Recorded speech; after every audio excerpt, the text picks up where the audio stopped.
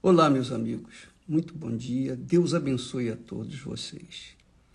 E que o Espírito Santo, o Espírito de Deus, venha conduzir os nossos pensamentos, as nossas ideias, os nossos corações, para que possamos saber tirar o melhor proveito desta terra, desta vida que Ele nos tem concedido. E eu estava pensando sobre o fato de a maioria das pessoas virem na igreja ou buscarem os recursos de Deus, as bênçãos de Deus, para resolver os seus problemas caseiros, seus problemas pessoais, seja saúde, seja econômico, seja familiar, relacionamentos, família, etc. Então, eu estava pensando como é difícil chegar a estas pessoas com o que elas necessitam, o que elas mais precisam. Porque a Bíblia se nos garante as bênçãos. Deus disse para o seu povo: "Ah, se meu povo me escutasse, ele comeria o melhor desta terra." E quer dizer o seguinte: se o povo escutar a voz de Deus, a palavra de Deus, se o povo der ouvidos à palavra de Deus, então Deus garante que este povo lhe daria o melhor desta terra. O povo teria o melhor desta terra. O melhor. Você imagine o melhor desta terra. As melhores iguarias desta terra. Não é? Ora, é o que os ricos têm. Os ricos têm as melhores iguarias desta terra. Contudo, nem todos eles servem a Deus, temem a Deus, mas têm essas coisas, têm as melhores iguarias. Só que eles, com as melhores iguarias, eles têm as maiores depressões, infelicidades, inferno que eles vivem por conta das suas riquezas. Enquanto eles têm a riqueza ou as riquezas deste mundo, o pobre tem a riqueza da fé. A compensação do pobre é a riqueza da fé. E com essa riqueza da fé, o pobre alcança a riqueza de Deus, as riquezas de Deus. Com as riquezas deste mundo, os ricos não alcançam as riquezas dos céus, porque eles estão confiando, eles estão, como é que se chama? Eles estão apoiados, sustentados pela riqueza. Então, quem está se apoiando na riqueza jamais vai confiar em Deus. Porque Deus é invisível, a riqueza é visível, ela é tocável. A pessoa experimenta a riqueza. Mas o que acontece?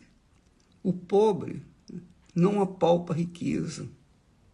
O pobre fica de longe, vendo os ricos se gabarem, se ostentarem nas suas riquezas. Mas a grande diferença é que os pobres, melhor dizendo, se eles não têm as riquezas desse mundo, eles têm a riqueza da fé.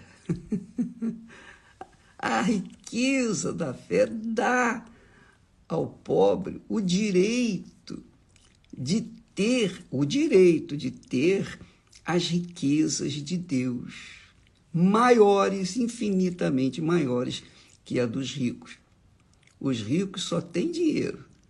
Eles são tão pobres que... Mas o pobre, por isso, essa vida abundante não começa do lado de fora. A vida abundante começa dentro. A vida abundante do rico é do lado de fora. Então o rico tem muito dinheiro, mas dentro dele há um vazio.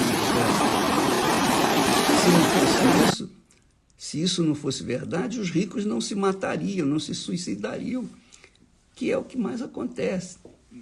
O pobre não tem nada, ele não tem nada o que pegar, o que ver, ele conserva dentro de si uma fé simples, como de criança. E é isso, essa fézinha que ela tem, é que lhe dá o direito de tomar posse das riquezas insondáveis de Deus. E justamente é difícil para você. Eu estava pensando, meu Deus, o que o Senhor quer que eu dê para o teu povo?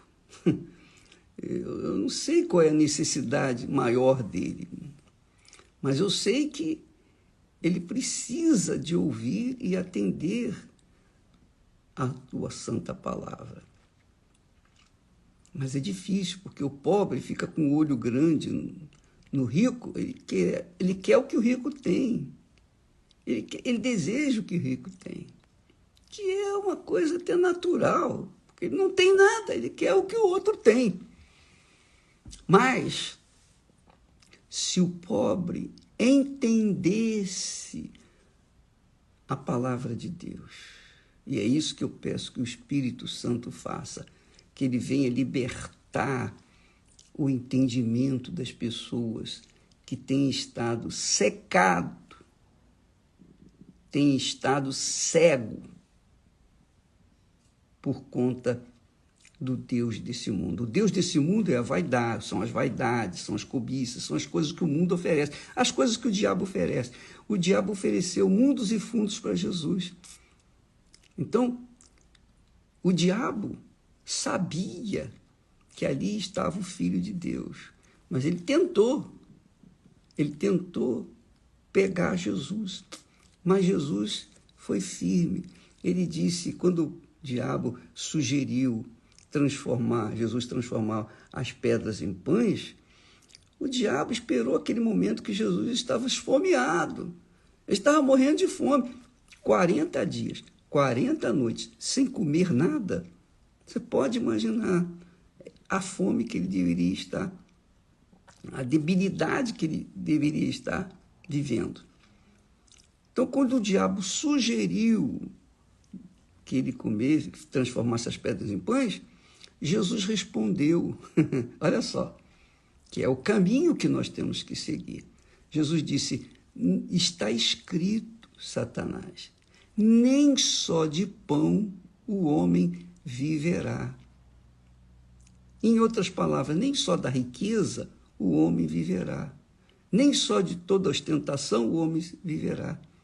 Mas de toda a palavra de Deus. Quer dizer, a vida, a essência da vida, a plenitude da vida, a abundância de vida que Jesus promete, começa com a palavra, em ouvir e obedecer a palavra, só isso.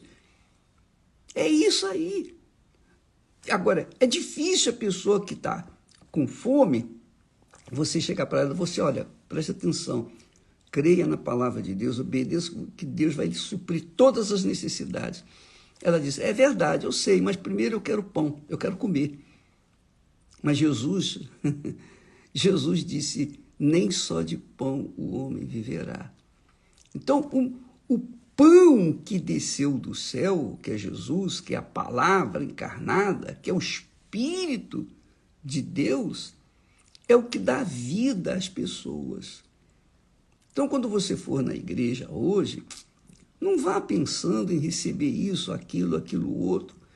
Vá em busca do pão que desceu do céu, a palavra de Deus. Oh, meu Deus, dá-me entendimento da tua palavra. Eu sou pobre e necessitado, porém eu confio na tua palavra. Dá-me essa palavra. Dá uma palavra que venha me fortalecer o meu espírito, fortalecer a minha alma, libertar o meu entendimento, para que eu possa, então, ter acesso às tuas riquezas. Então, minha amiga e meu amigo, lembra que Jesus disse, buscai primeiro o reino de Deus. Buscar primeiro o reino de Deus é buscar o Espírito Santo, que, uma vez dentro de você, vai guiá-lo de acordo com a santa vontade de Deus. E aí, sim, quando você recebe o Espírito de Deus, você toma posse do tesouro.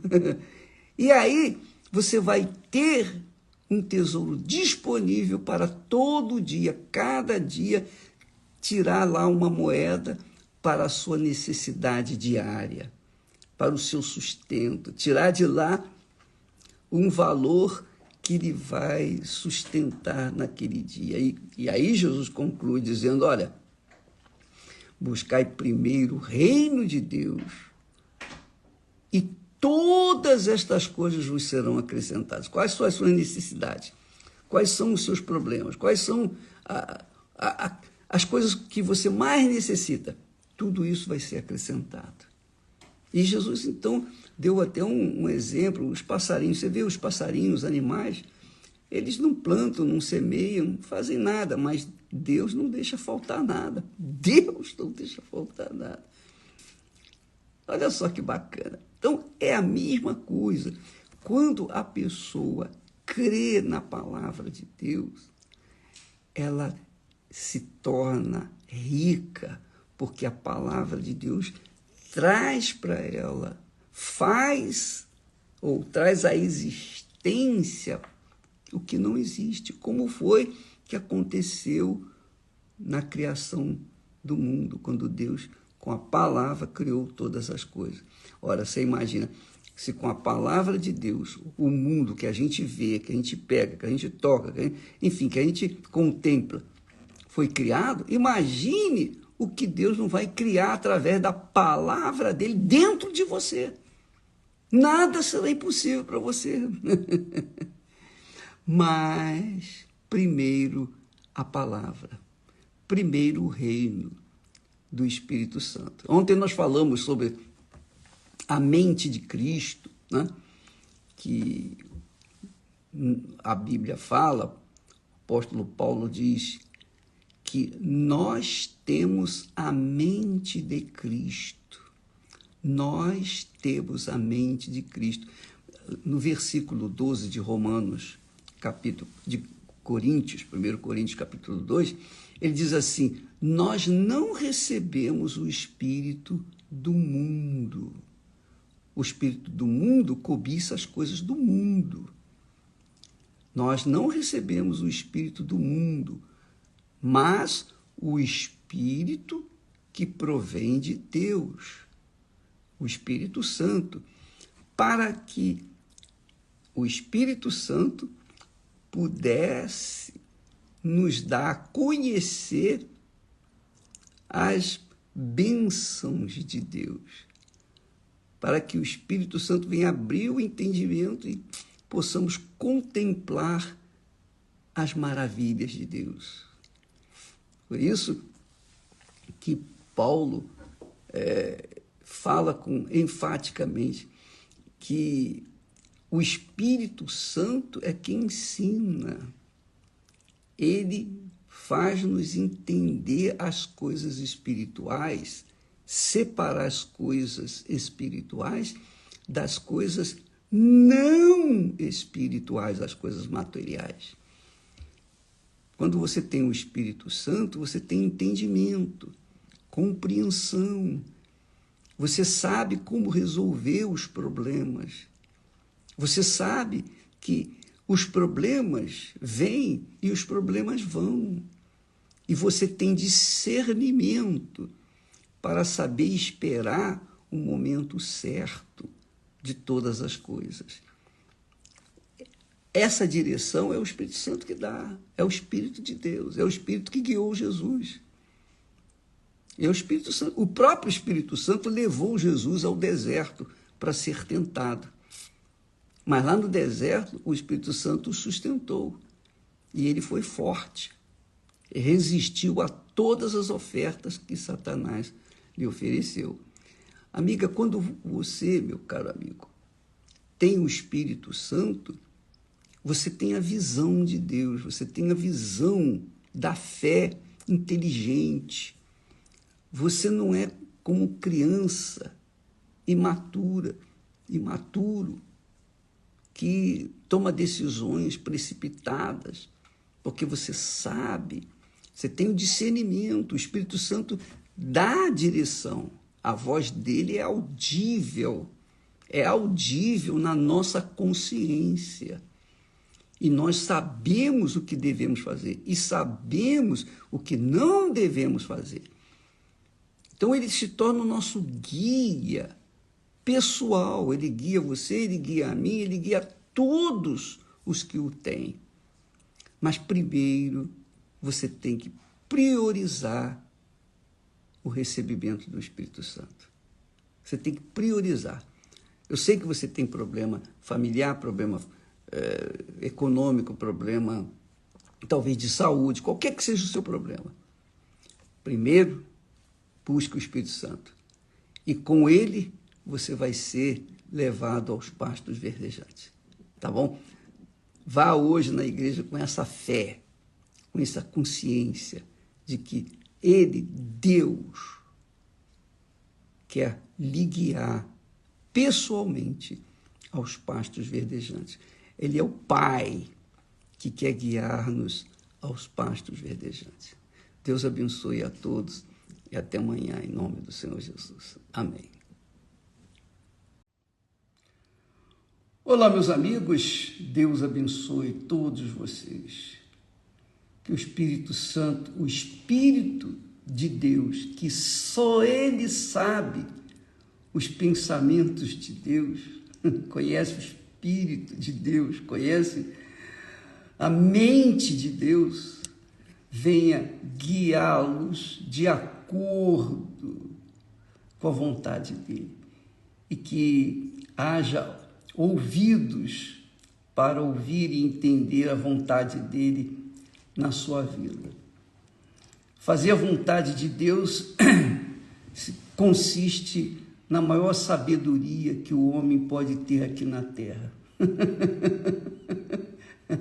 O homem pode fazer aviões, o homem pode viajar à Lua, pode ir a Marte, o homem pode fazer qualquer coisa neste mundo, mas nada se compara quando o homem faz a vontade do Criador, do seu Criador, porque aí sim o homem se torna feliz, ele se torna completo. Agora, para a gente fazer a vontade de Deus, é óbvio que a gente precisa da fé. O que é a fé? A fé é a ligação, é a comunicação entre nós e Deus, porque Deus é Espírito. Você não vê Deus, você não toca. Nós não vemos Deus, não tocamos em Deus, não sentimos Deus. Nós simplesmente cremos naquilo que Ele, Deus, falou. Isso se chama fé. Mas existe a fé natural, que é do homem natural, que nós temos falado, a alma vivente, o homem natural. Essa fé do homem natural é aquela fé que todo mundo usa, todo mundo tem. Não existe ninguém que não tenha fé natural. Todo mundo sabe que se plantar arroz, vai colher arroz. Se plantar feijão, vai colher feijão. Então, tudo que a gente planta, a gente colhe. Inclusive o mal. Se nós plantamos o mal, nós vamos colher o mal. Se nós plantamos o bem, nós vamos colher o bem. Essa é a ordem natural das coisas. Natural. É a fé natural que todo mundo tem. Mas quando se trata do homem espiritual é aquele que nasce do Espírito vivificante, que é o Senhor Jesus. Ele que dá vida. O primeiro Adão gerou homens, pessoas naturais. Mas o último Adão gerou pessoas espirituais, que é Jesus. O último Adão, Jesus, gerou e gera pessoas espirituais. Então, quando se trata de pessoas espirituais, a fé não é natural. A fé é sobrenatural. A fé é uma convicção pessoal. Eu tenho a minha fé, você tem a sua fé, cada um tem a sua própria fé. E a fé é algo pessoal, individual. Esse tipo de fé, a fé sobrenatural, a fé que vem, que está no homem ou no espírito vivificante, que é o ser humano que se converteu, que recebeu o Espírito Santo, foi batizado com o Espírito Santo. A pessoa que tem o Espírito Santo é a pessoa que vive na fé sobrenatural. Ela vive na fé sobrenatural, embora use da fé natural também, mas ela tem a opção de viver pela fé sobrenatural, a fé espiritual. Bem, eu sei que para muitos é complicado entender isso, porque muitos não nasceram de Deus. As coisas espirituais são para pessoas espirituais. As pessoas naturais não entendem a linguagem espiritual. Mas para resumir o que nós temos falado aqui para vocês, agora todo mundo vai entender, tanto as pessoas naturais, tanto o homem natural quanto o homem espiritual, para vocês todos entenderem, vai ficar fácil agora. Presta atenção. Quando uma pessoa toma uma decisão na sua vida, qualquer que seja a decisão, qualquer escolha que ela faça, se essa escolha está associada ao coração, então ela tem, obviamente, a consciência de que há uma duvidazinha, por menor que seja, mas há uma duvidazinha, porque é a fé natural. Quando a gente usa a fé natural, sempre há uma duvidazinha, um restinho pequenininho. Por exemplo, o semeador planta, mas ele fica naquela dúvida: e se não chover? E se acontecer isso?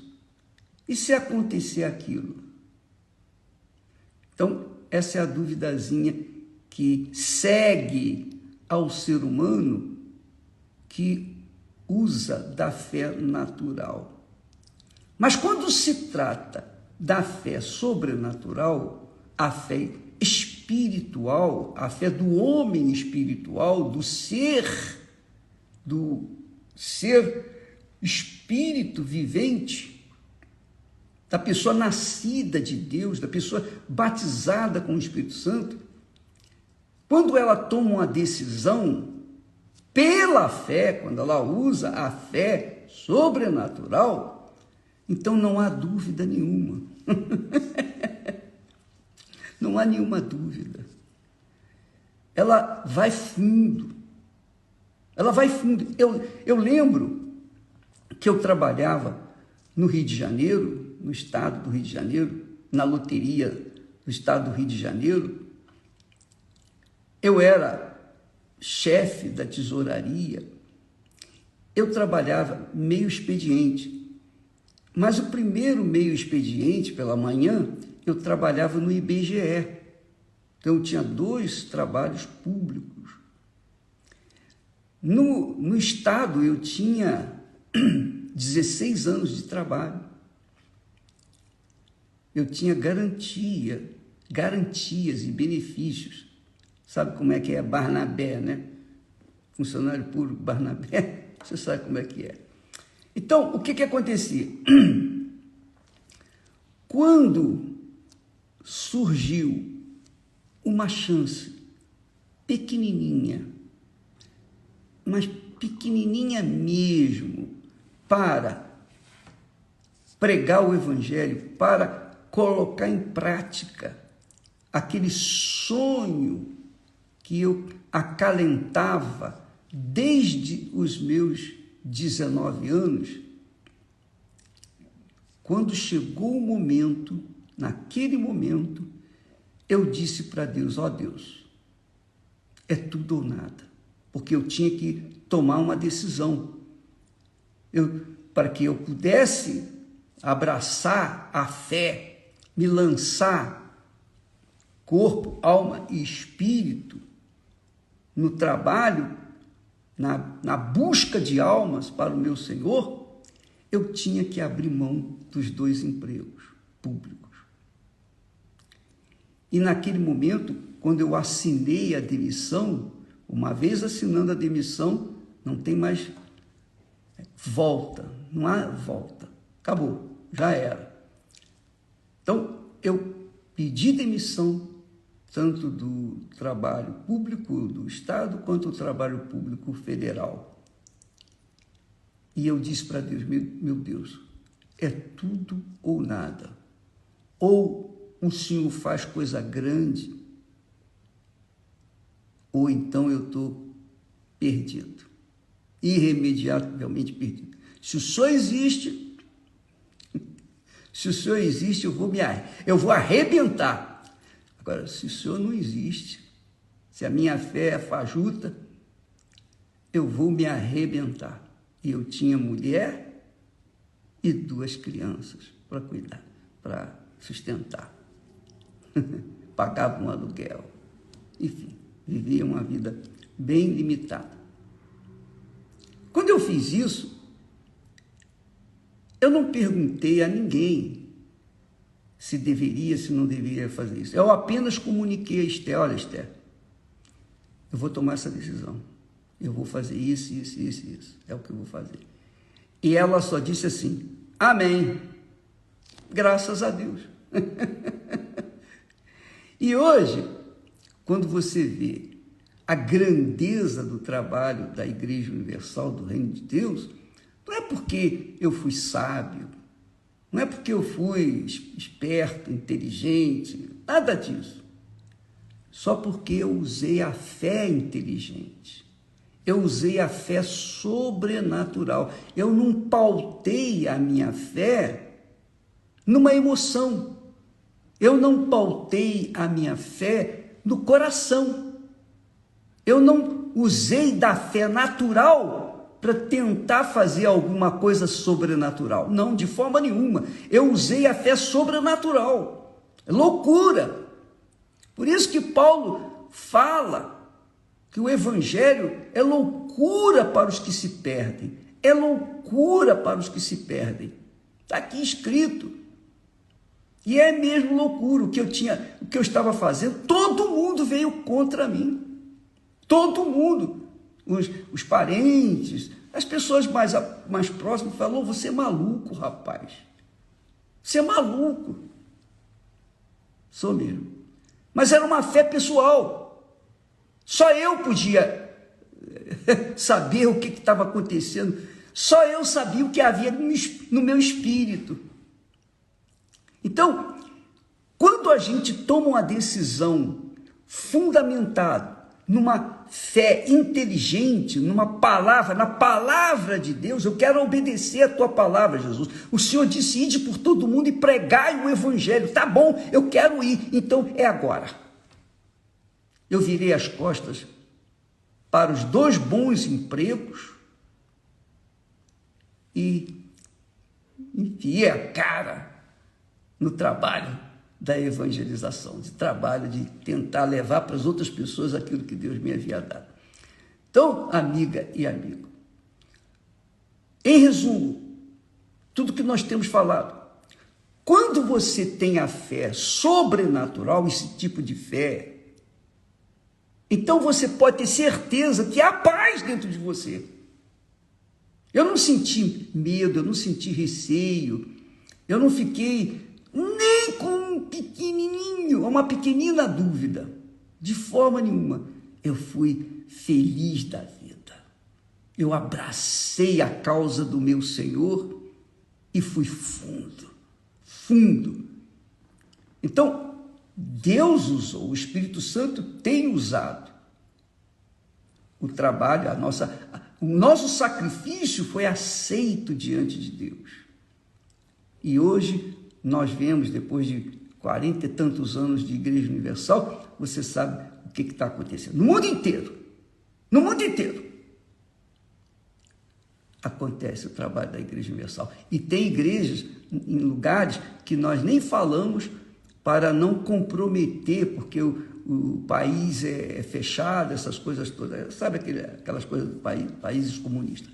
Então, amiga e amigo, eu quero que você tenha essa consciência.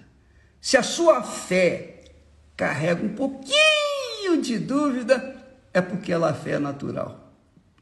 Mas quando a sua fé é sobrenatural, é a fé de Deus, que vem do Espírito de Deus, é o dom que Deus lhe deu naquele instante, naquele momento, você pode ter certeza que não há dúvida nenhuma. Então você fica em paz. Você toma a decisão em paz. Os outros podem falar, os outros podem jogar pedra, podem criar barreiras, podem colocar espinhos no caminho, não importa, nós vamos arrebentar. Por quê? Porque é Deus, ou Deus é Deus, ou Deus não é Deus. Se Ele é Deus, se Ele é o Todo-Poderoso, tem que acontecer. Se Ele não é, então a gente vai se arrebentar. Bem, eu estou fazendo isso, eu estou servindo o meu Senhor há 40 e tantos anos.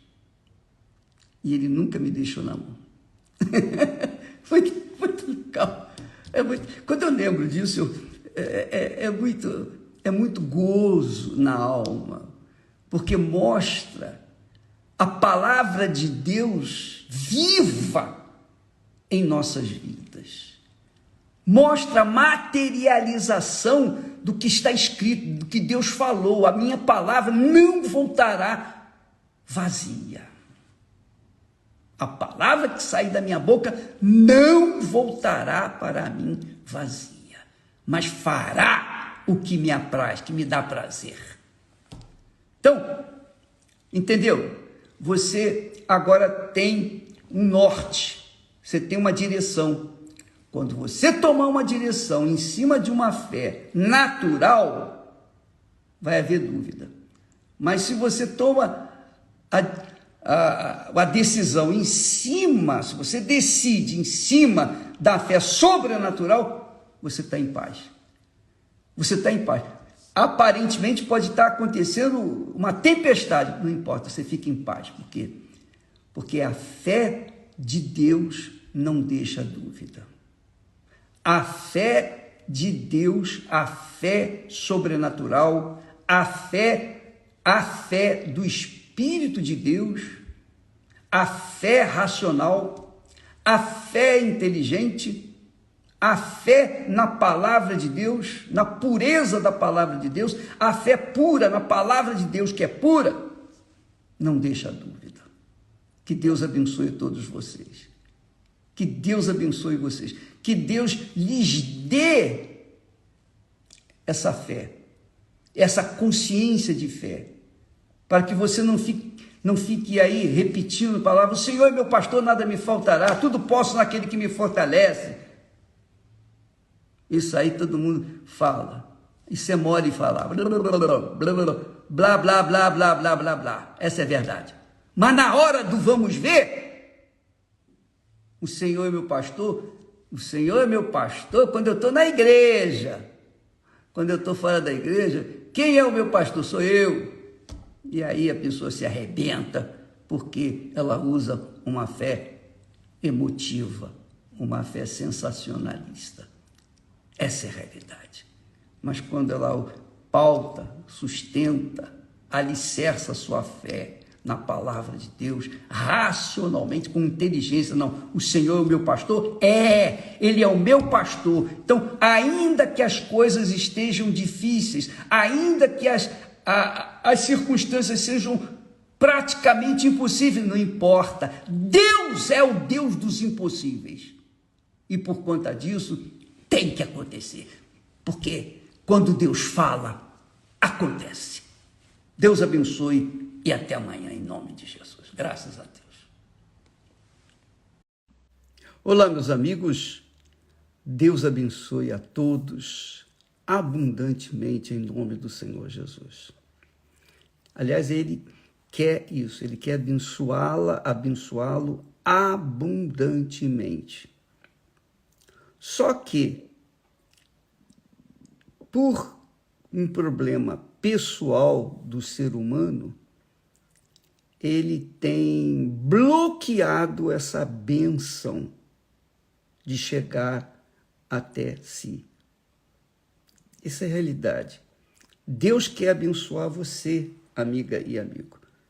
Ele quer fazer de você uma pessoa feliz. Como é que ele começa? Como é que a felicidade começa na vida da gente? Como é que a felicidade começa dentro da sua vida?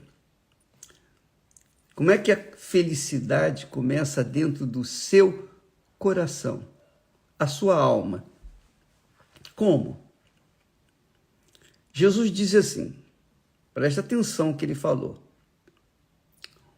Porque onde estiver o vosso coração,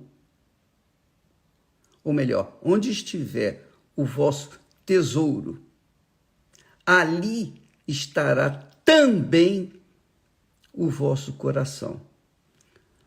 O coração, a alma e a vida é a mesma coisa. Quando você lê na Bíblia coração, é alma. Quando você lê na Bíblia alma, é coração. Quando você lê alma, quando você lê coração, então ali é a vida. Então, coração, alma, vida é a mesma coisa na Sagrada Escritura. Então, ele diz assim, onde estiver o vosso tesouro, ali estará também o vosso coração. Tesouro, o que é? O que é o tesouro? Qual é o tesouro seu? Qual o tesouro seu? Para que o seu coração, a sua vida, a sua alma esteja agarrada a esse tesouro. De repente, o seu coração está agarrado, ou a sua vida, ou a sua alma está agarrada a uma filha, um filho, ao marido, à esposa, à família, a sua reputação, o seu nome, a sua imagem perante a opinião pública. Talvez o seu dinheiro seja o seu tesouro. Talvez o seu tesouro sejam as drogas. Seu coração tem estado nas drogas. Talvez o seu coração esteja, o seu coração esteja focado nas conquistas materiais, nas ansiedades que você carrega dentro de onde? Aonde você carrega as ansiedades? Você carrega as ansiedades no coração, na alma, na sua vida. Então você fica sufocado pelo tesouro que você carrega dentro do seu coração. Então você é uma criatura que carrega problemas que vivenciou no passado, mágoas, ressentimentos, tristezas, ódio, sentimento de vingança. Tudo isso você carrega no coração. Isso tem sido o seu tesouro. Esse tesouro tem desgraçado a sua vida. Esse tesouro tem impedido a bênção de Deus encher o seu coração, porque ele, o seu coração, a sua vida ou a sua alma já está superlotado, está transbordando de tesouro que são as porcarias desse mundo. Então o ser humano quer ser feliz. O bispo, ora por mim, por favor. Eu quero ficar livre dessa enfermidade, eu quero ficar livre dessa dívida, eu quero trabalhar, eu estou desempregado, eu moro mal, eu como mal, eu vivo mal, me ajude. Você foi colocando tudo isso, todas as suas necessidades, todas as suas ansiedades, todos os seus problemas dentro do seu coração, quer dizer, dentro da sua vida, dentro da sua alma. Então, como que o Senhor pode mudar essa situação? Ele não pode arrancar esse tesouro que você tem dentro da sua alma ou dentro do seu coração, porque ele é seu. Você se agarrou, você se apegou a ele.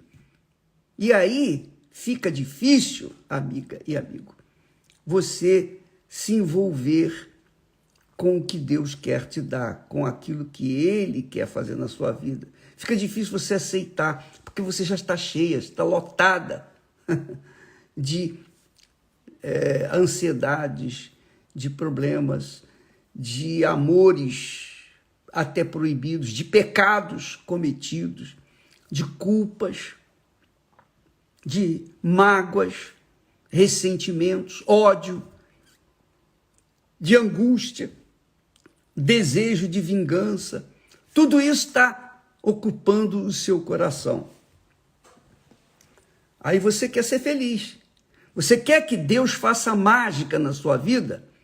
Isso não vai acontecer nunca, nunca, jamais e em tempo algum. Deus não trabalha com mágica, porque Deus não é mágico. Não pense que, vai fazer uma oração, vai resolver o meu problema. Não, não vai resolver enquanto você determinar e tirar todo esse bagulho que você carrega dentro da sua alma ou dentro do seu corpo, ou melhor, dentro do seu coração.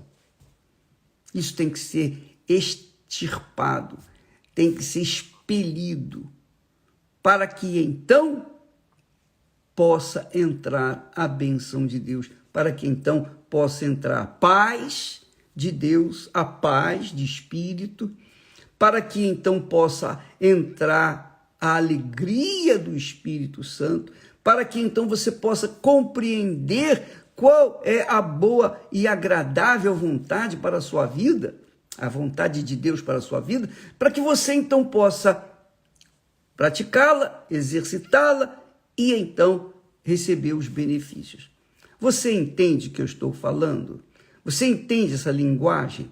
Então, quando nós estamos falando de coração, nós estamos falando de alma. Quando nós estamos falando de alma, nós estamos falando da sua vida. Então, o coração é o centro da vida, é o centro das nossas emoções, é o centro dos nossos sentimentos.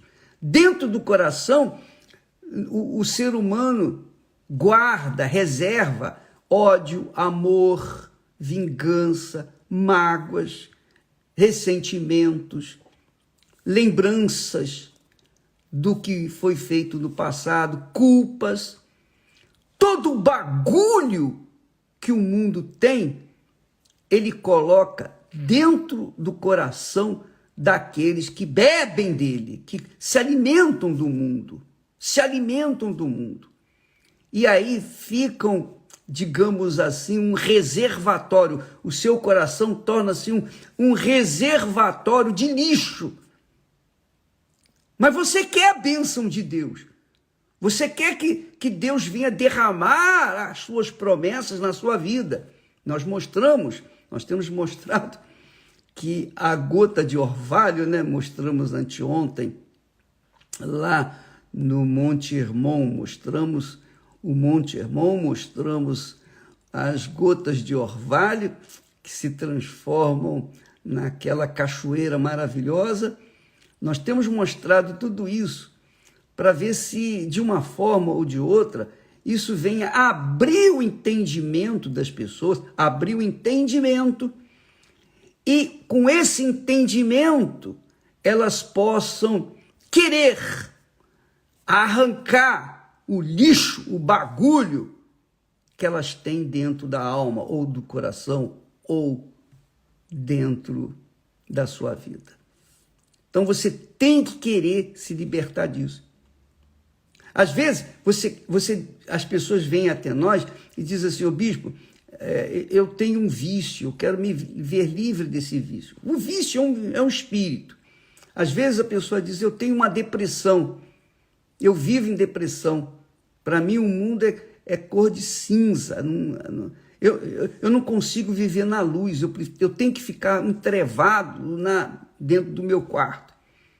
Eu quero me ver livre desse espírito de depressão, desse espírito de tristeza, desse espírito de trevas. Eu quero me ver livre. Você quer se ver livre? Quer dizer, veja só, presta bastante atenção, muita atenção. Como é que você pode limpar, tirar as baratas, os ratos do porão, sem que esse porão seja primeiro descontaminado, arrancada a sua sujeira? No porão está cheio de lixo, cheio de restos de comida, cheio de restos de comida podre, apodrecendo, virando bicho.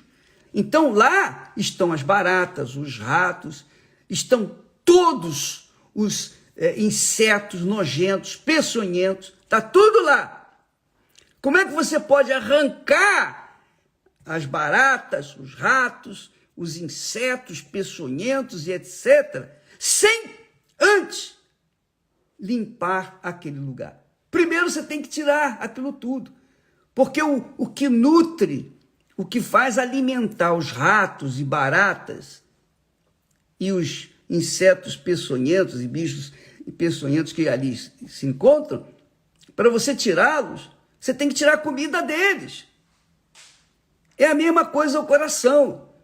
Para você ficar livre dessa depressão, para você ficar livre dessa ansiedade, para você ficar livre desse inferno que você tem vivido, primeiro você tem que arrancar, fazer uma limpeza dentro de si. Você tem que tomar um banho espiritual. E só o sangue de Jesus é capaz de nos lavar o coração. Só o sangue do Senhor Jesus é capaz de limpar a nossa alma, lavar a nossa alma, purificar a nossa alma. Só o sangue de Jesus é capaz de fazer a nossa vida ficar limpa, limpinha. Ora, uma vez que o seu coração está limpo, eu pergunto, como é possível entrar novamente baratas e ratos e coisas peçonhentas, se esse coração está ocupado pela pureza, pela santidade, pelo Espírito de Deus?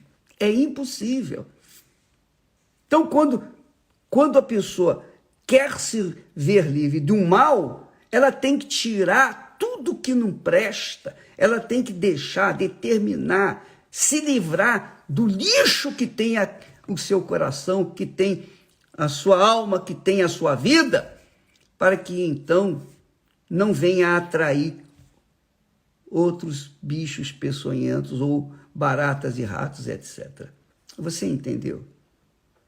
Então Jesus disse assim: onde estiver o vosso tesouro, ali estará o seu coração. Ali estará também o seu coração. Então, o seu coração, ou melhor, o seu tesouro, está no pecado.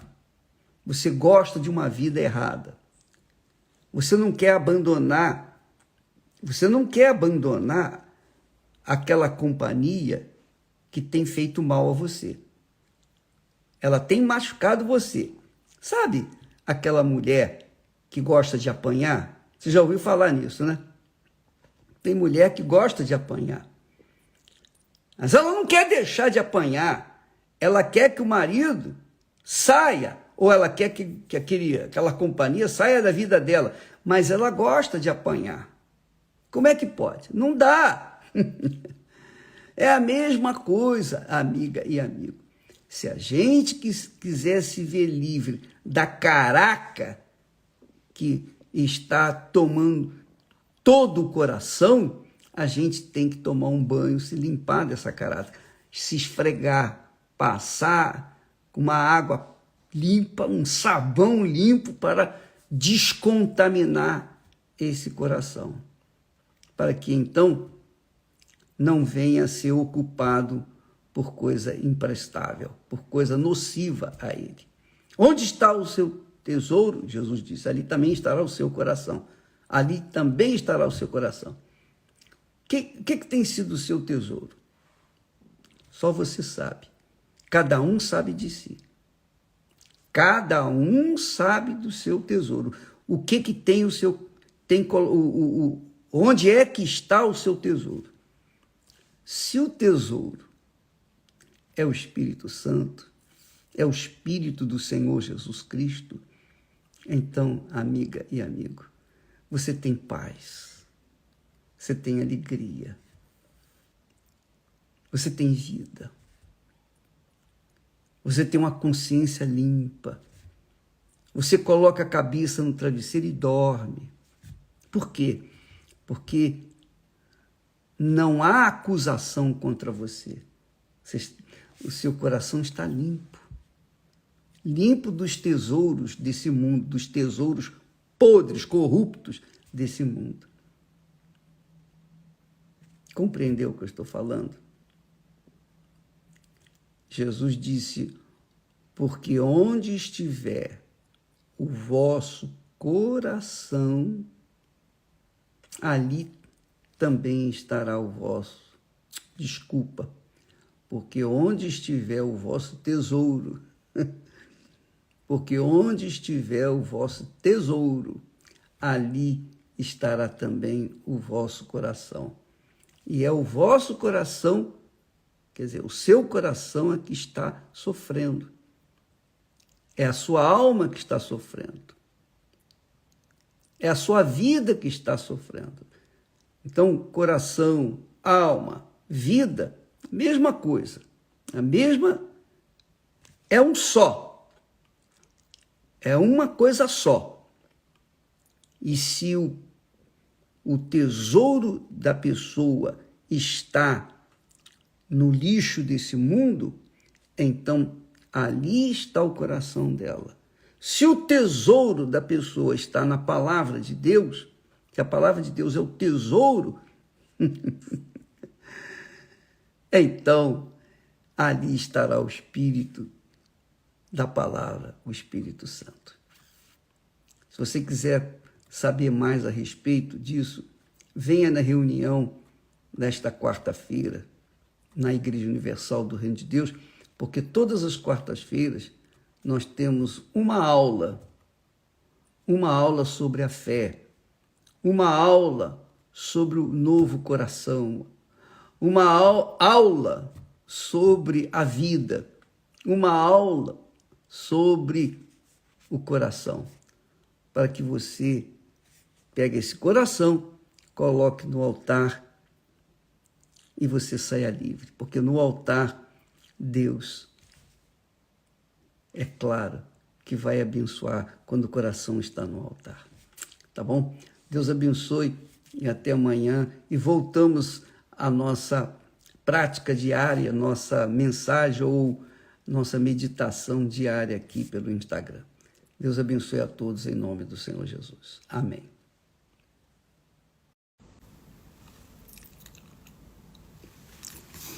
Olá, meus amigos, que Deus abençoe todos vocês, que o Espírito Santo venha conduzir os nossos pensamentos, nossas palavras, nossos corações, nossos olhos, que o dia de hoje seja dedicado para que o nome do nosso Senhor e Salvador Jesus Cristo seja santificado em nossas vidas. O nome dele seja santificado na sua vida. Não somente com palavras, mas, sobretudo, com atitude. Atitudes. Porque as palavras são fáceis de falar. Muito fáceis. Mas as atitudes que devem acompanhar as nossas palavras sábias, as nossas palavras de sabedoria, de inteligência que Deus nos dá,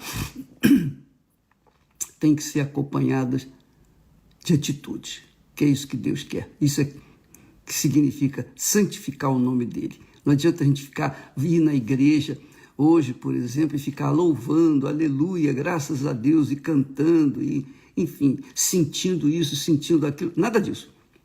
Isso é bom, mas muito, mas infinitamente melhor é quando o nosso caráter, a nossa conduta, nosso comportamento, seja na igreja, seja em casa, seja na rua, no trabalho, na escola, onde quer que for, esse comportamento venha por si só, sem palavras, só o comportamento, venha santificar o nome do nosso Senhor, quer dizer, mostrar que somos separados, que isso quer dizer, santificar é separar, isso que significa santificar, você é separado do mundo do pecado, você vive uma vida de acordo com aquilo que você crê, nós todos, né? Então, nossa, que o dia de hoje seja gloriosamente para que o nosso Senhor Jesus seja gloriosamente, o nome dele seja santificado em nossas vidas. Agora, eu estava buscando, meu Deus, qual o texto, que palavra que a gente pode levar para as pessoas aflitas, feridas, cansadas, os que estão caídos, prostrados, porque os que estão bem, graças a Deus, mas a nossa preocupação é alcançar aquelas pessoas que estão feridas, desiludidas da vida, decepcionadas até mesmo com Deus. De repente você é aquela pessoa decepcionada, frustrada com Deus. Por quê? Até revoltada com Deus. Por quê? Porque você é uma daquelas pessoas que, como Asaf, o sacerdote, o profeta de Deus, ele era um homem de Deus. E apesar de ser de Deus, ele tinha um problema. Mas um problema grave, gravíssimo, que estava nos seus olhos. Veja só, ele mesmo, dada a sua sinceridade e pureza, ainda que os seus olhos fossem maus em princípio, para com tudo o que diz respeito a Deus e a sua obra neste mundo, apesar disso, ele era muito sincero, muito transparente. E isso é que faz a gente admirá-lo. Porque ele, no Salmo 73, ele começa dizendo assim: verdadeiramente bom é Deus. Só Deus é bom. Ele realmente é. Deus é bom. Deus é bom para com Israel. Isto é, para com os limpos de coração de Israel. É assim que eu entendo o texto. Verdadeiramente, Deus é bom para com Israel.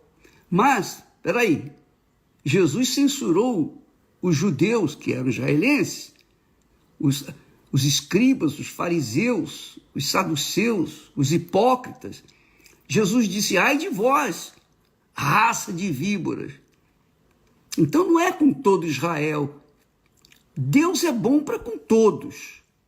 Todos os que andam dentro da sua palavra.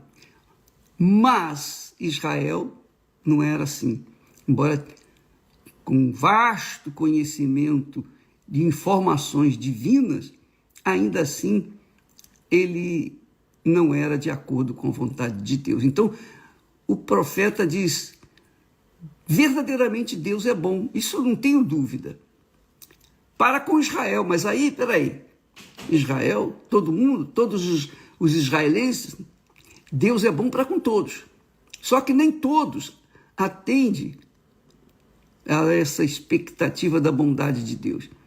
Aí ele acrescenta: para com os limpos de coração, os puros de coração. Aí ele deixa de falar de Israel e dos limpos de coração para olhar para si mesmo. Então, o profeta aqui está falando de si próprio. Ele diz assim no segundo versículo: quanto a mim, os meus pés, presta atenção, minha amiga e meu amigo, quanto a mim, o profeta falando, o homem de Deus, e ele era de Deus, quanto a mim, os meus pés quase que se desviaram. Quase que se desviaram. Pouco faltou para que escorregassem os meus passos. Pouco faltou. Por quê? Ele mesmo diz: pois eu tinha inveja dos nécios.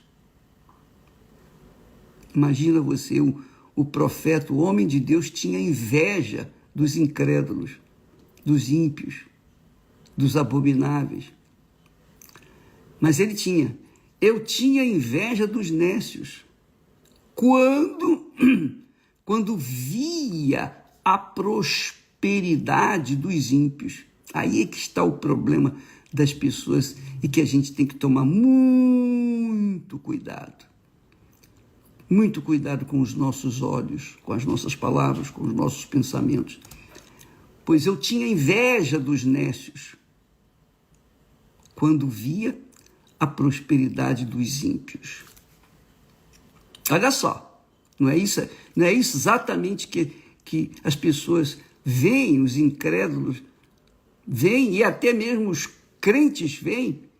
Tinha inveja dos que eram ímpios, eram pecadores, mas eram prósperos. E os que eram justos, bons, fiéis, leais, eram pobres.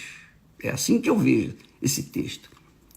Porque aí ele diz: porque não há apertos na sua morte. Quer dizer, os nécios, os pecadores, os que não temem a Deus, eles vivem na prosperidade e não têm apertos na sua morte. Mais firme está a sua força.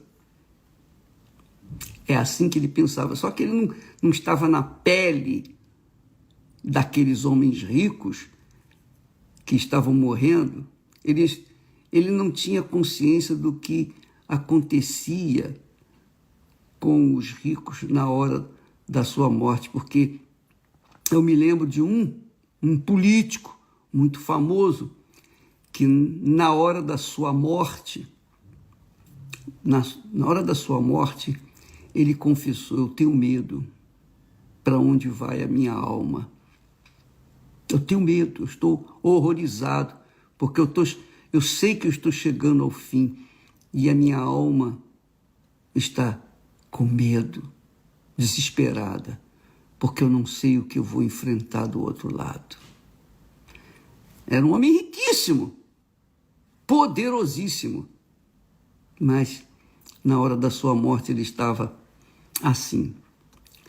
Ele disse: eu tinha inveja dos nécios porque via sua prosperidade e também via que não há apertos na sua morte, mas firme está a sua força. Quer dizer, ele, o profeta, homem de Deus, um homem que era usado pelo Espírito Santo, ele tinha esse sentimento, ele carregava consigo essa frustração com Deus, logicamente.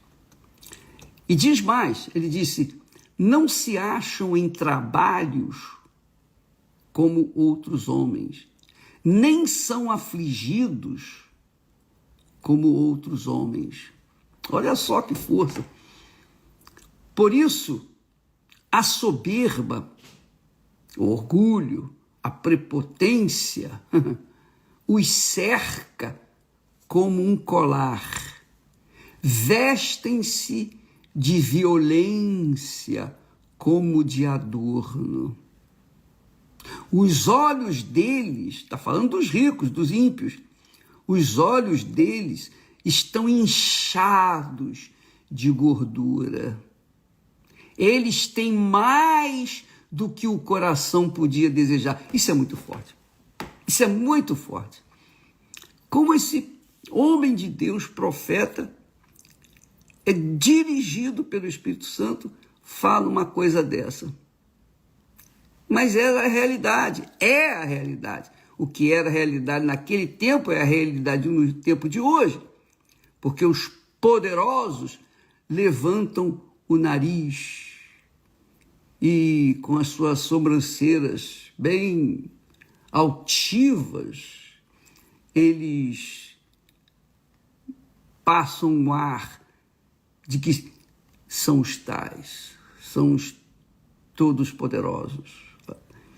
Mas tudo na base da corrupção, da mentira, do engano, tudo na base da sujeira, tudo na base do roubo, do furto. Então, o profeta está dizendo: poxa, eu tinha inveja dessa gente. Olha só, isso é muito forte. Como que um homem de Deus vai ter inveja dos homens do diabo? Como que um homem de Deus olha com esse olhar crítico para com aqueles que eram pecadores, eram contra Deus, inimigos de Deus, mas se davam bem aqui na terra, e os de Deus se davam mal, supostamente, aos olhos dele? Isso é muito forte. Eu vou repetir aqui o texto. É bom você ler o Salmo 73, mas com muito carinho, com muito cuidado, obedecendo a pontuação, cada palavra, para você pegar o espírito dessa mensagem. Porque o profeta Asaf, ele era autêntico, ele era de Deus, autêntico, e falou o que estava dentro dele, porque isso aqui era o que estava dentro dele, mas não correspondia à realidade com Deus. Mas ele falava, ele colocou aí no escrito, e Deus usou esse homem para chamar a atenção de mim, de você e de todas as pessoas na face da terra que têm talvez os mesmos olhos, a mesma visão com respeito a, entre aspas, injustiça ou injustiças de Deus. Porque os maus são ricos, se dão bem e até na hora da morte não sentem aperto. Mas os bons sofrem e até morrem desesperadamente, afligidos. Na hora da morte eles são afligidos. Mas olha só, vamos ler outra vez para você lembrar. Verdadeiramente Deus é bom para com Israel, e é mesmo. Verdadeiramente Deus é bom para com Israel, para com os limpos de coração. Aí ele consertou. Para com os limpos de coração de Israel, naturalmente. Quanto a mim, ele está falando dele, os meus pés quase se desviaram e pouco faltou para que escorregassem os meus passos. Por quê? Porque eu tinha inveja dos nécios. Quando via a prosperidade dos ímpios, dos pecadores. Porque não há apertos na sua morte, mas firme está a sua força até, digamos assim, na hora da sua morte. Não se acham em trabalhos como outros homens, nem são afligidos como outros homens. Veja que a visão dele com respeito aos homens e Deus era torpe, porque ele via Deus assim, ele via a injustiça de Deus. Ele está falando aqui, ó, o Senhor é injusto, o Senhor tem sido injusto, por isso que eu tenho inveja dos pecadores, dos ímpios de coração, porque eles cometem toda sorte de pecados e se dão bem.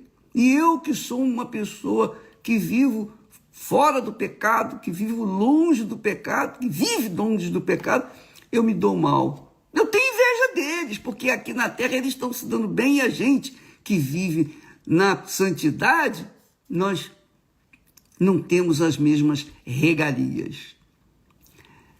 Aí ele diz, estes homens pecadores são cercados pela soberba, pelo orgulho, prepotência, como um colar. Ele diz assim, por isso a soberba os cerca como um colar, sabe? A mulher coloca um colar bonito no pescoço. Eu sou contra a pessoa que faz isso, não.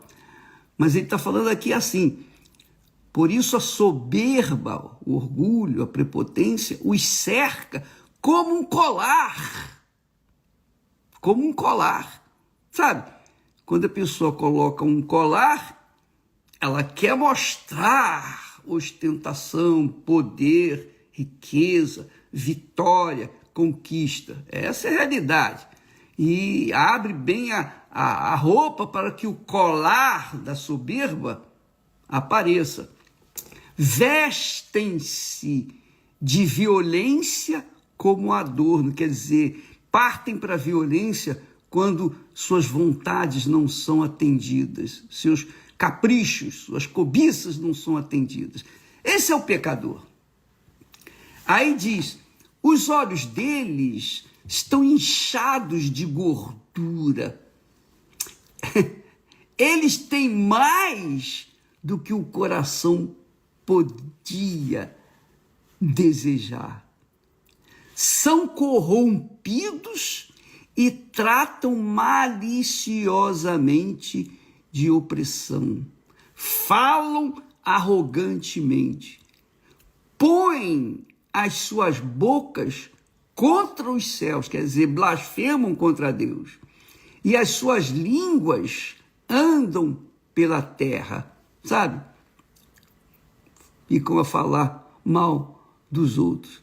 E ele aqui está fazendo exatamente isso. Por isso, o povo dele volta aqui.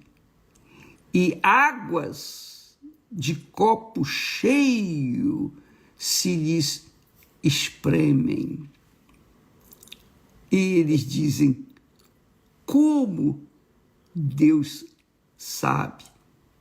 Como o sabe Deus? Há conhecimento no Altíssimo? Há conhecimento, quer dizer, o Senhor tem conhecimento disso?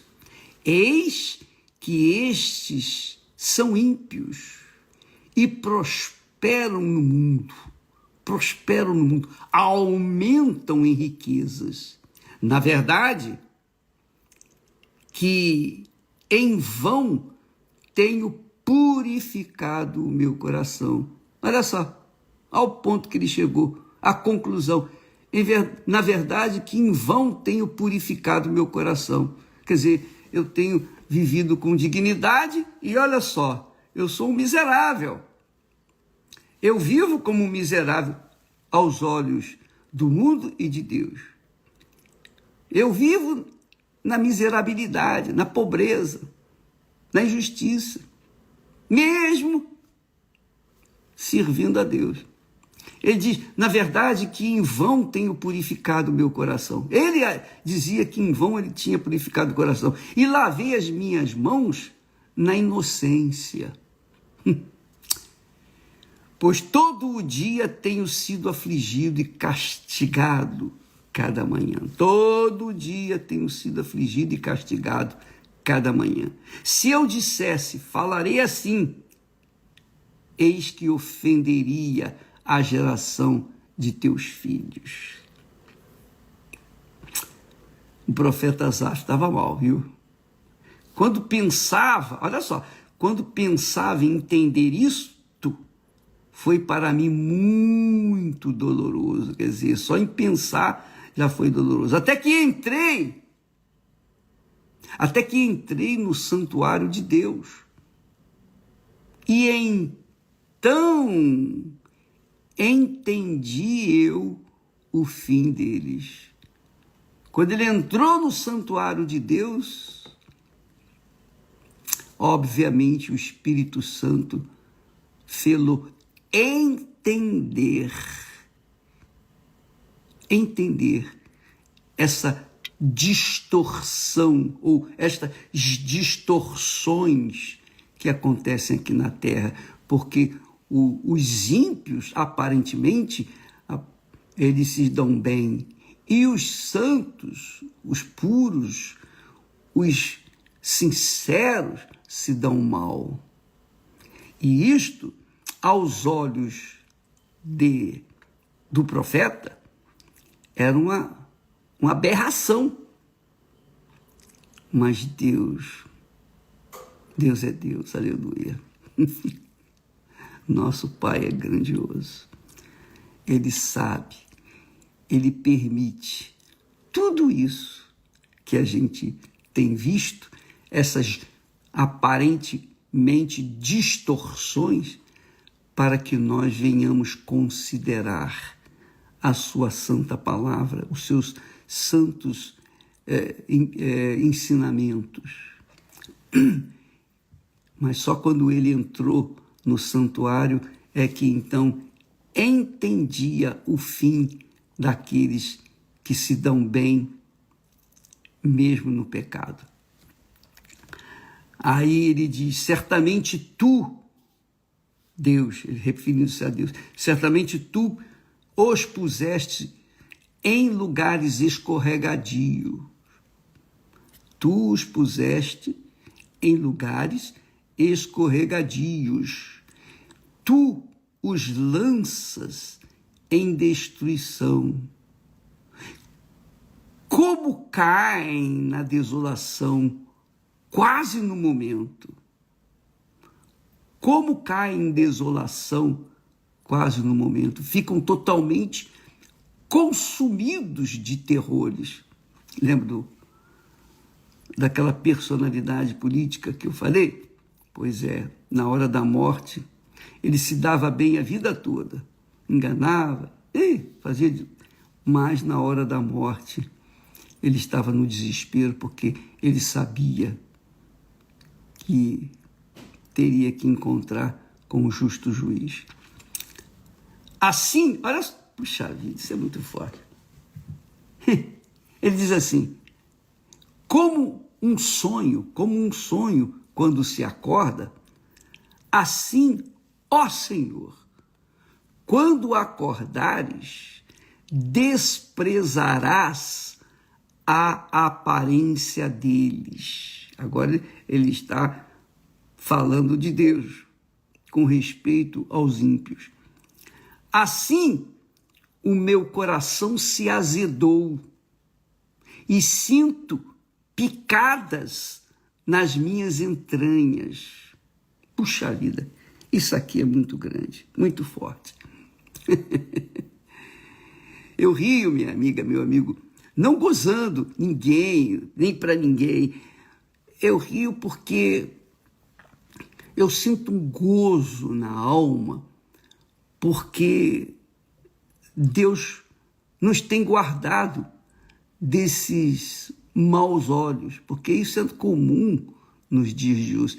Os maus olhos quer dizer os olhos invejosos, os olhos que têm inveja dos ímpios, os olhos dos santos que têm inveja dos ímpios, que vivem na corrupção, no roubo, na mentira, no engano, e cada vez mais na opulência, vivem na opulência, no orgulho, na prepotência, na arrogância, achando-se o rei da cocada, sabe? É isso aí. Amiga e amigo, muito forte isso aqui, hein? Muito glorioso, porque aqui nós temos um quadro da realidade dos dias de hoje, como foi no passado. Os ímpios aparentemente se dão bem, e os santos, os de Deus, os separados de Deus, aparentemente se dão mal. E por isso muitos ímpios não querem seguir a Deus, não querem nada com o Senhor Jesus. Por quê? Poxa, peraí, enquanto eu estou vivendo no pecado, eu estou me dando bem, eu estou conquistando, eu estou arrebentando. E o outro que vive na justiça, nos caminhos de Deus, com a Bíblia debaixo do braço, indo na igreja todos os domingos ou quartas-feiras, pessoa religiosa, eu vejo-os mal vestidos, eu os vejo sofrendo, uma fisionomia sofrida. Mas olha, eu não, estou me dando bem, eu estou arrebentando, mesmo vivendo longe de Deus. Então, claro, obviamente, enquanto o Espírito Santo não revela quem é quem dentro do coração, a pessoa fica cega. Mas o profeta Asaf, ele diz aqui, até eu pensava assim, até que entrei no santuário de Deus e então entendi o fim deles. Essa é a realidade. É uma tristeza imensa saber que os ímpios vão perecer por toda a eternidade e os fiéis vão viver no descanso, no gozo do descanso divino por toda a eternidade. Mas palavras, talvez nossas palavras não alcancem os corações dos que vivem bem, são orgulhosos, são prepotentes. E há quem viva no lixão deste mundo, mas ainda de pé, né? Bem imponentes, porque não querem se inclinar perante o único e verdadeiro Senhor e Salvador. Mas, minha amiga, meu amigo, quando a pessoa entra no santuário de Deus, ou seja, quando a pessoa entra no altar, sobe no altar de Deus e oferece a sua vida como oferta viva ao Senhor. Aqui está a minha vida, meu Pai. Eu não quero viver mais para mim.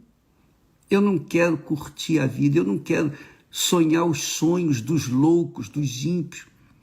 Eu quero sonhar os teus sonhos, eu quero realizar os teus sonhos e fazer a tua vontade. Por isso, eu coloco a minha vida, minha alma, meu corpo, meu espírito no teu altar como uma oferta viva. Seja feita a tua vontade na minha vida. Quando a pessoa verdadeiramente toma uma decisão assim, então Deus revela, Deus abre os seus olhos para que ela tenha consciência de que aqui na Terra,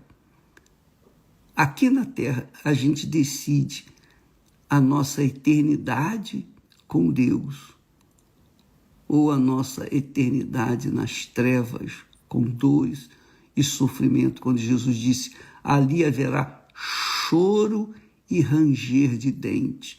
Como que uma alma pode chorar e ranger os dentes? É porque essa alma, quando vai para o inferno, ela recebe um corpo que é indestrutível. O corpo neste mundo, a nossa carne, é destrutível, é destruível. Mas o corpo que a pessoa vai receber quando for lançada no lago de fogo e enxofre, não vai ser um corpo somente espiritual, vai ter um corpo físico, porque lembramos que Jesus, na visão, no entendimento lá, no caso de Lázaro e o rico, quando estava lá no inferno, ele olhou e viu, quer dizer, os seus olhos viram Abraão e Lázaro no seu seio. É isso aí. E então ele clamou, dizendo, Pai Abraão, aí não adiantava mais nada. Pai Abraão, manda que Lázaro molhe na ponta do dedo a água e me refresque a língua. Quer dizer, lá no inferno, o rico, esse rico que Jesus fala, ele tinha língua. E ele disse, porque estou aqui atormentado nestas chamas, atormentado nestas chamas. Quer dizer, ele tinha um corpo que era indestrutível, que ele recebeu para poder estar lá no inferno. Não é esse corpo de carne e osso, não. É outro corpo. O corpo de carne e osso Deus nos deu de acordo com a terra. Foi da terra que ele construiu o corpo humano. Então a terra volta, o corpo volta à sua matéria-prima, a terra. Mas para viver lá no inferno, a alma tem que ter um corpo que vai sentir literalmente as dores do inferno, do fogo que arde com fogo e enxofre, o lugar que arde com fogo e enxofre, que é o lago de fogo e enxofre, que está reservado para os ímpios. Então, amiga e amigo, nós não estamos aqui para censurar, condenar quem quer que seja, absolutamente. Nós estamos aqui para falar o que está escrito. Leia o Salmo 73. Nós vamos falar mais a respeito dele amanhã, provavelmente, se Deus assim o permitir. Mas esse Salmo 73 mostra a diferença entre aqueles que servem a Deus e aqueles que não servem, quer seja aqui neste mundo, quer seja no mundo vindouro. E aqui você tem consciência do que deve e do que não deve fazer. E isso é uma questão de escolha pessoal, que o Espírito Santo venha conduzi-los ao altar para que os seus olhos espirituais, o seu entendimento, venham entender, compreender o fim de todas as coisas. O fim dos ímpios e o princípio dos que temem a Deus. Deus abençoe a todos vocês. Que o Espírito Santo, neste dia, venha abrir os seus olhos que ainda estão fechados. Talvez seus olhos tenham sido abertos apenas para invejar os ímpios, mas que os seus olhos sejam abertos para verem o fim dos ímpios e também o que está reservado àqueles que temem ao Senhor. Que o Espírito Santo faça isso. Meu Pai, em nome do Senhor Jesus, eu peço que neste momento, enquanto essa pessoa está assistindo, participando desta live, ela venha compreender o plano da salvação para que ela venha ser salva. Abre os seus olhos, meu Pai. Abre os seus olhos para que elas venham entender a tua vontade para a vida delas. Em nome do Senhor Jesus eu te peço, meu Pai, e agradeço. Amém. Deus abençoe todos vocês e até logo mais ou até amanhã, que Deus assim o permite, em nome do Senhor Jesus. Amém. Graças a Deus.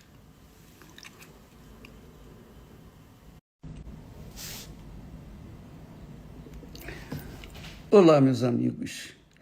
Deus abençoe vocês e abençoa quando você entende a palavra dele e coloca em prática. Não adianta a pessoa conhecer a vontade de Deus e não colocá-la em prática. É inútil. O que importa não é só o conhecimento daquilo que Deus quer, mas a prática, o exercício, a atitude, a decisão de seguir aquilo que Ele quer que seja feito. Então, eu falo assim porque eu sei que muitas pessoas gostam de ouvir a palavra de Deus, amam ouvir a palavra de Deus. Há pessoas que eu diria que são, entre aspas, viciadas em ouvir a palavra de Deus. Ouvem e ouvem. Gostam, curtem dentro de si a palavra de Deus. Mas se não houver prática, de que adianta? Não é? Então, que o Espírito Santo, a minha oração é essa, que o Espírito Santo não venha dar para a gente mais informações que a gente já está careca de saber, mas que ele venha nos dar coragem para obedecer, seguir, praticar aquilo que a gente já sabe. E quem não sabe vai ficar sabendo. Então, eu estava aqui orando, clamando a Deus, para Ele falar, para Ele dizer, para Ele, enfim, ensinar, dirigir, conduzir os nossos pensamentos, para que, então, haja salvação de almas, porque muitas pessoas conhecem a palavra, mas estão perdidas. É igual o próprio Satanás, né? Satanás e os seus demônios conhecem melhor do que qualquer um de nós a palavra de Deus, não é?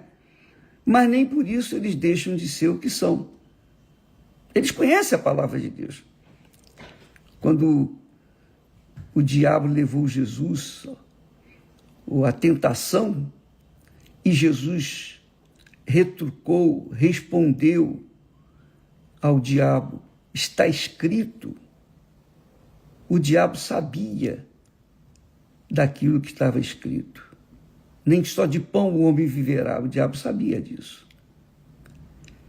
Mas o diabo queria tentar Jesus de forma que ele pudesse cair como tantos outros caíram. Só que Jesus utilizou da sua palavra e usou-a como escudo, como espada, para se defender e vencer. Está escrito, Satanás. Está escrito. Está escrito. E o diabo o levou. Eu queria passar para vocês um pensamento aqui muito forte a respeito disso, porque eu acho que vai ajudar muitas pessoas. Quando, na tentação de Jesus, tem um detalhezinho aqui que vai chamar a sua atenção.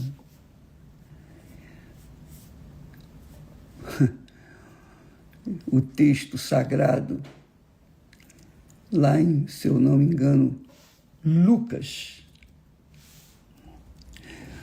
por um momento, diz o texto sagrado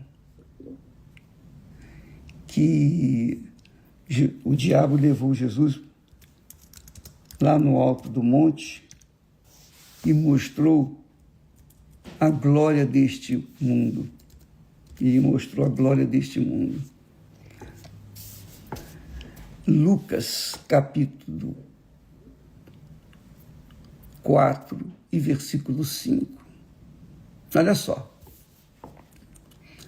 O diabo, diz aqui o texto sagrado, e o diabo, levando Jesus a um alto monte, o diabo que levou Jesus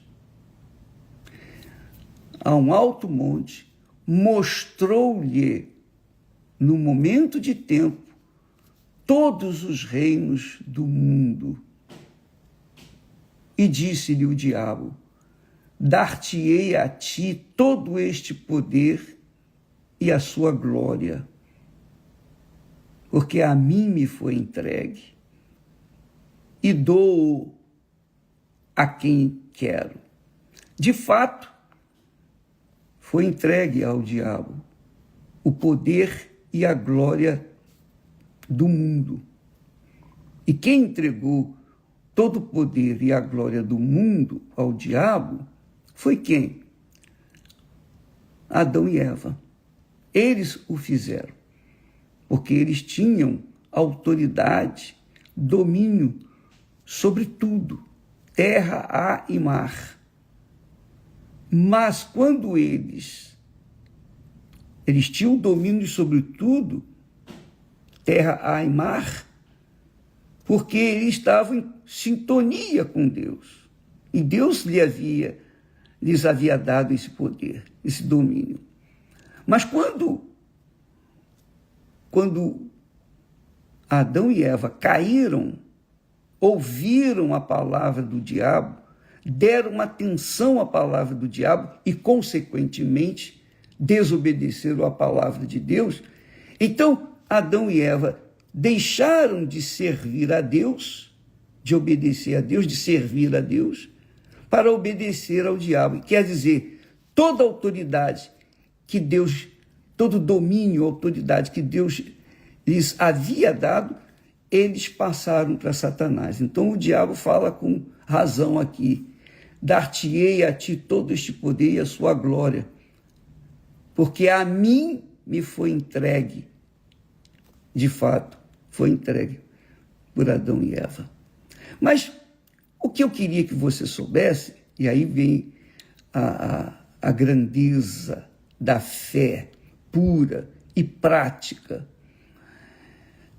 Diz o texto assim, vamos ler, seria bom que você lesse a Bíblia aí, talvez você já tenha lido isso muitas vezes e não tenha percebido. Primeiro, o diabo tentou Jesus quando Jesus estava com fome. E o diabo lhe disse, transforma estas pedras em pães. E Jesus respondeu, nem só de pão viverá o homem, está escrito. Está escrito, que Jesus, o próprio Senhor Jesus, usou da palavra de Deus para se defender, está escrito. Ele está ensinando a gente se defender dos ataques do diabo, está escrito. Está escrito que nem só de pão o homem viverá. E o diabo deixou. Mas, em seguida, o diabo, levando-o a um alto monte, quer dizer, o diabo, quem levou Jesus a um alto monte, e mostrou-lhe, no momento de tempo, todos os reinos do mundo. E aí é que eu queria que você raciocinasse comigo, pensasse, meditasse comigo, com licença. Essa é uma informação muito preciosa, como todas da Bíblia são, mas essa é uma informação prática, e muitas pessoas caem, se entregam ao mal, ao diabo, perdem a luta com ele, porque não atentam para os detalhes da palavra de Deus. Então, ele diz assim, depois que ele o levou lá no alto monte, ele mostrou todos os reinos do mundo. Mas antes de mostrá-lo, todos os reinos do mundo, antes do diabo mostrar para Jesus todos os reinos do mundo, o detalhe aqui é o seguinte, no momento de tempo,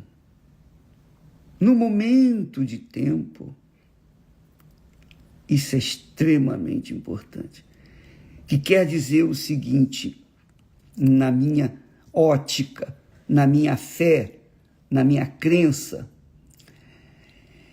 quer dizer o seguinte, que num determinado momento da vida, as pessoas, e eu tenho visto isso, muitas pessoas chegam para mim e dizem, bispo, puxa, que trabalho maravilhoso, começa a elogiar o trabalho da Igreja Universal, que coisa maravilhosa.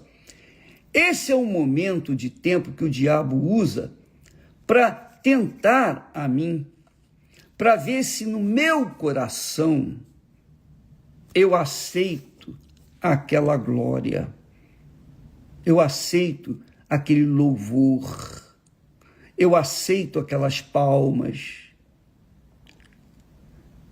eu aceito aquele reconhecimento. A Bíblia fala que aquele que lisonjeia o próximo, arma-lhe uma cilada.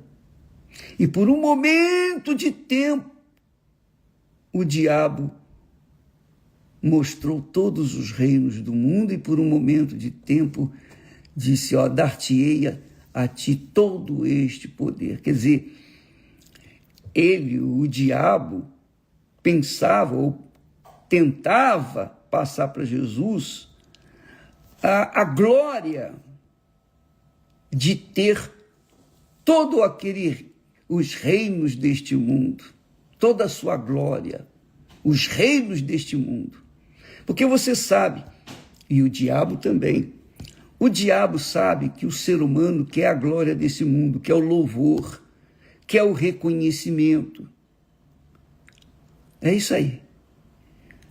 Nós temos visto isso nas lideranças que surgem por esse mundo afora. Liderança no futebol, liderança na política, liderança, enfim, em tudo que existe nesse mundo. No dinheiro, na quantidade de dinheiro que a pessoa possui. Uma briga de cachorro grande, quando os grandes bilionários, trilionários, brigam para quem é o maior, quem é o mais rico deste mundo. Ele tem muito dinheiro, mas isso não é suficiente. Eles querem a glória desse mundo. Eu quero a glória de ser o primeiro, de ter mais do que todo mundo. Isso é o que acontece. Bem, quando uma pessoa vem e traz esse tipo de elogio para a gente, especialmente o pastor que está na liderança, o pastor que está cuidando de uma igreja, pode ser uma igreja pequena, mas ele está crescendo o seu trabalho, o seu ministério, está indo bem, e vem uma pessoa e diz para ele: puxa, pastor, que bacana, o senhor, poxa, Deus é mesmo grande, ele abençoa mesmo o senhor, né? O senhor é um homem abençoado, né? Põe a mão na minha cabeça aqui. E aí, os elogios que a pessoa dá para aquele pastor são como no momento de tempo, que se o pastor naquele momento receber aquele louvor, considerar aquele louvor lá no seu coração, no seu íntimo,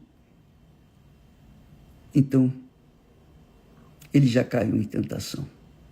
Porque todo louvor, todo louvor, a Bíblia fala em todo louvor, é de Deus. A Ele seja a honra, a glória e o louvor para todos sempre. Só Ele é digno de todo louvor, honra e glória, mais ninguém. Então, o diabo usa, né, o sucesso dos servos de Deus para jogar uma casca de banana para que eles venham escorregar. E nós já vimos muita gente grande escorregar nessa casca de banana. Muita gente grande. Talvez você que está me assistindo nesse momento falar: graças a Deus que eu não sou pastor, que eu não caio nessa...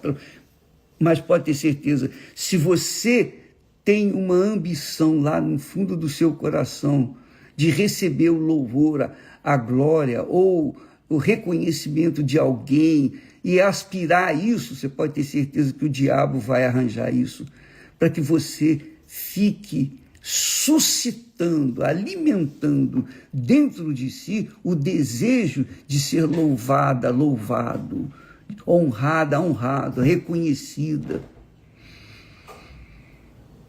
Minha amiga e meu amigo, por um momento de tempo, apenas por um momento de tempo, é uma coisa assim bem sutil, mas é forte. E cabe a cada um de nós, na prática da fé, na prática da palavra de Deus, na hora, repreender aquele pensamento, não deixá-lo chegar no coração, de forma nenhuma cobiçá-lo, de forma nenhuma aceitá-lo sequer. E isso é o que tem feito muita gente boa cair na fé. Então você vê às vezes o pastor, poxa, que era tão usado por Deus, um homem, poxa, que pastor. Nós tivemos na igreja muitos pastores, bispos inclusive, que chegaram a esse ponto.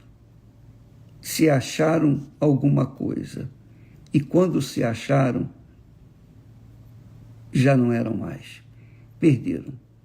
Nós tivemos aí casos terríveis.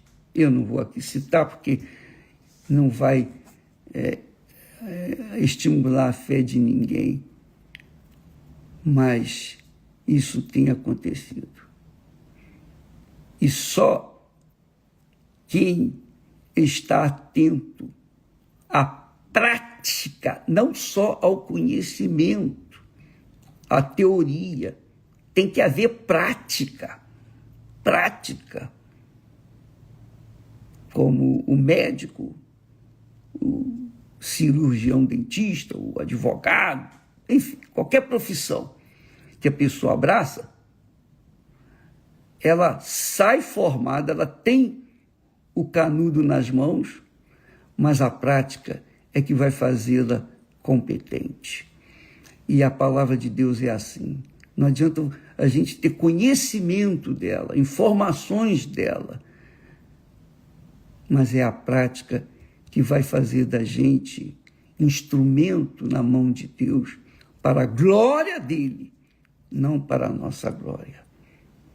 Então, o servo é servo enquanto serve.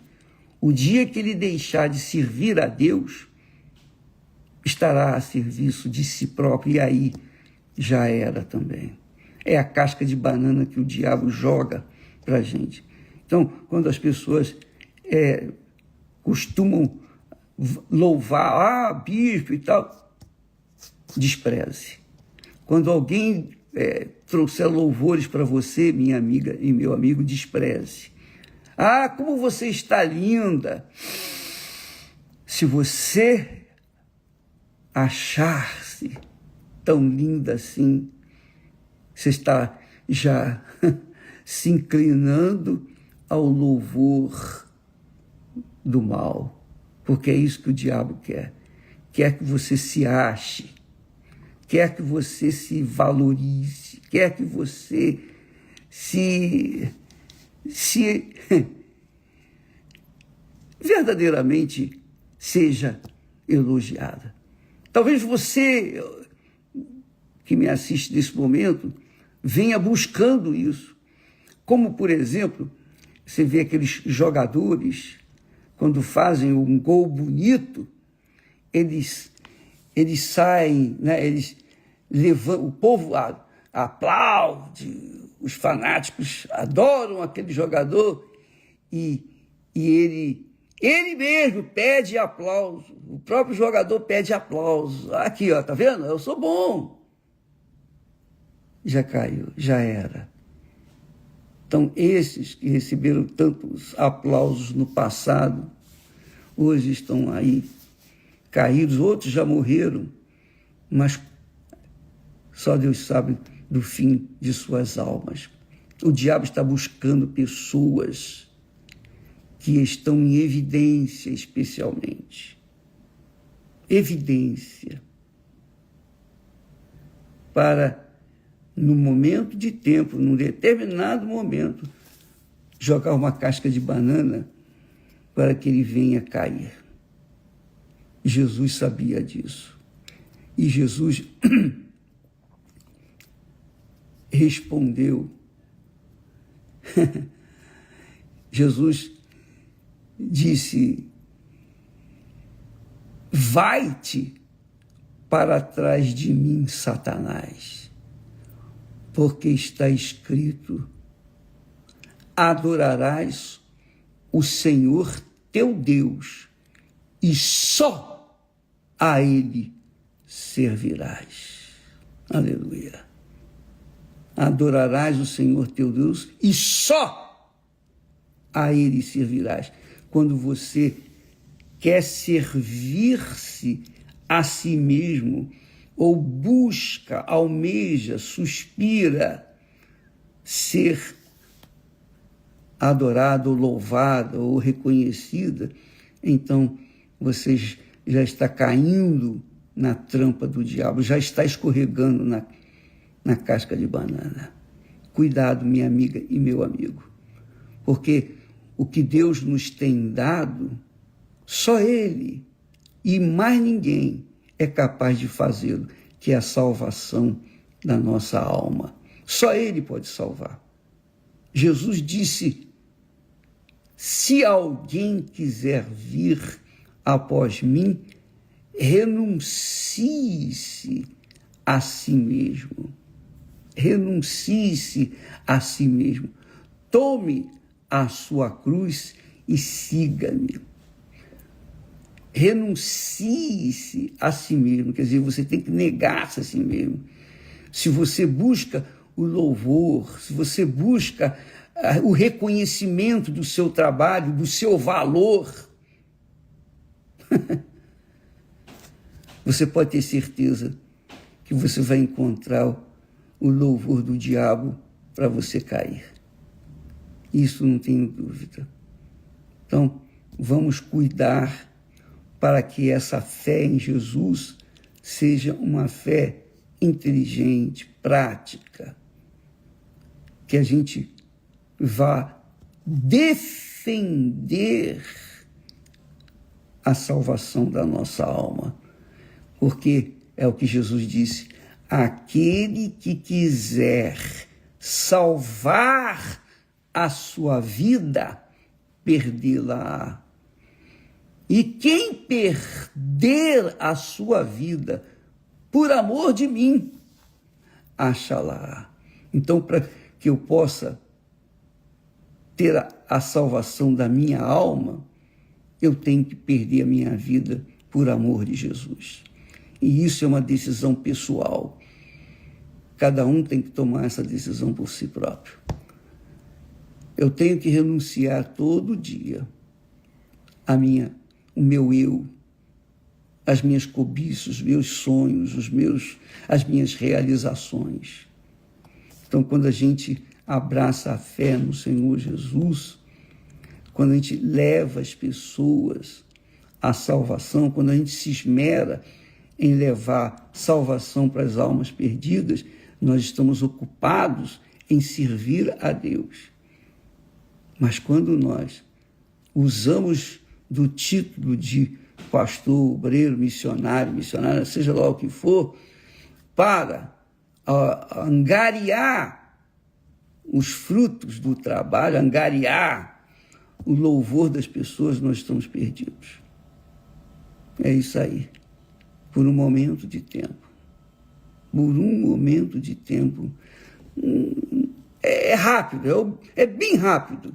Um momento de tempo. Você pode aceitar ou pode rejeitar. Vai depender da sua cabeça.